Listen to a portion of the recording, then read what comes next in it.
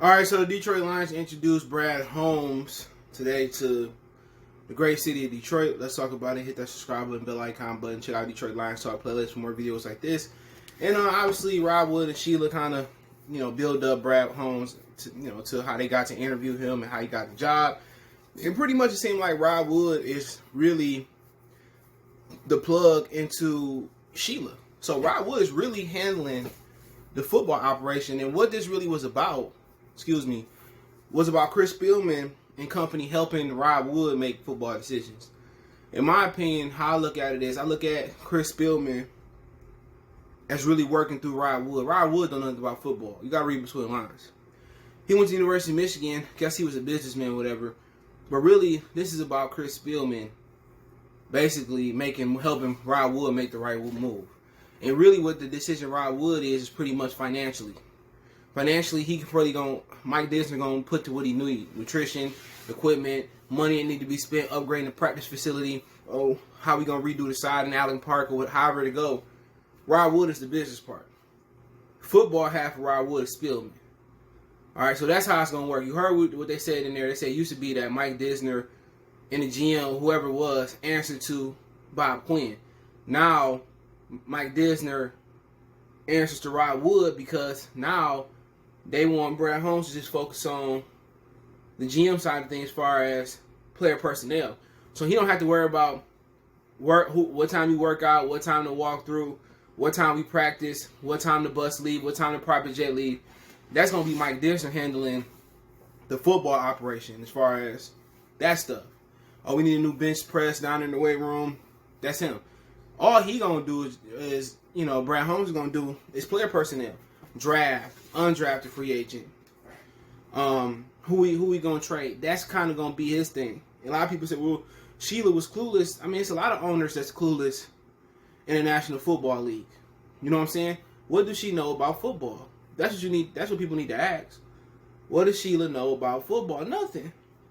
What's my man that running for now? Jed York. He don't know nothing about football. And Dan Snyder tried to, come in the Redskins, the football team franchise, and try to pick and tell them do this, do that. That don't work out. So just because your owner don't know much about football, that may be a good thing. You look at Dan Snyder. He tried to be hands-on. He made them draft RG3, who just got cut. He made them draft Dwayne Haskins, who just got cut. So I'd rather have an owner that's going to be hands-off. Okay, she's just there for support. Like, okay, I cut the check, I'm here. That's a majority of NFL owners. Woody Johnson don't know shit about football. Keep going on and on. What owner really coming in, besides like Jerry Jones and Dan Snyder, thinking they know about football? Come on. So I'm not worried about if Sheila know if it's a good hire or not. She's not a football girl. And that's people need to understand. It's okay if Sheila don't know. Sheila don't know. But I think the football business operation side of Rob Wood, that's him. The football side is Chris Spielman, which they really should have just announced Chris Spielman and Rob Wood splitting the job. And they said, oh, Chris Spielman going to be here. Tell y'all what he's going to be in. He's going to be a little bit in player personnel and this and that, but, Brad Holmes, they kept asking, do we have full reign over the roster? And basically, they asked Rob Wood twice, he like, yeah. Him and the head coach get to choose, whatever they want to do. So they had talked about Stafford, and he basically beat around the question. And was like, I'm going to evaluate all the players and this, that, and the third. We know Stafford's probably going to be here unless he want to leave. I mean, that's a given, okay? But other than Rod and Sheila had to say, they said he blew him away in the interview. They said he wasn't even on their radar until Mike Disner, basically found this interview, and they showed this interview. Then they put him on the interview list, and he did excellent. I think his uncle played for the Lions as well too, so he understands what the city of Detroit is thirsty and hungry for. That's good that he had an understanding, but that's kind of where Rob Wood's role is. He learned the football, how to run a franchise on the go. Sheila's just there for the ride. Mike Disner, Rob Wood, Chris Spielman, and company was really an integral part in bringing Brad Holmes in. They say they interview people for hours and hours and hours, and they feel that they got the right fit. Now, does history tell you that the Lions got the right fit? No. Hiring firms and, how would you call them? advisors that had come through.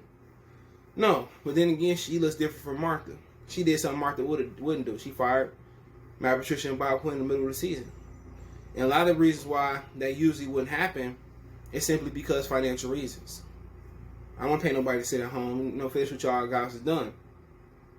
So now we end up point in where Brad Holmes is now running the show. Whatever his contract was, he had a good interview, very engaged, and I just thought he sounded a little bit different than what he was. Good speaker, projected well. Obviously, talked about Stafford, evaluate the whole roster, and that he want to retool and not rebuild. And that's one thing. That's the only thing I like that I didn't like that he said. Well, we're going to retool, not no, fucking embrace it, rebuild. The Pistons saying the same thing, and we see a product that's rebuilding. Rebuild. That's what it's about. It's beautiful. When you bring somebody in to a franchise that hadn't won a playoff game since 1991, it's a rebuild. Who only have 3 Pro Bowlers, and let's say Kenny Galladay played this year, he would have been 4th. It's a rebuild.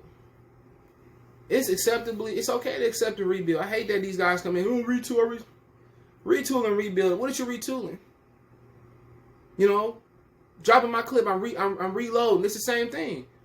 To reload, you have to have an empty clip. You got to put a new clip to put in. You got to take an empty clip out to put the new clip in. All right, that means if you had an empty clip, you were successful to a certain extent in getting them bullets off. So now we're gonna reload a new clip to finish the job. When was the last time the Lions successfully emptied out a clip? Okay, then it's not a rebuild. It's not a retool. It's a rebuild. To retool, it means we have something to build on this century. We have nothing to build on this century. The Pistons can say we're retooling, but goddamn, it's been 3 rebuilds. It's a rebuild. And it's okay. They ask you a question like how long it's going to take. Don't give a politically correct answer like shit, Looking at the roster, we got to rebuild. I'm going to build this into my vision. Could take 2, could take 3 seasons. We only got 5 picks this year, so kind of ease your expectations. We don't have much cap space, so I got to get the cap houses. Keep it real. That's what the fans going to understand anyway.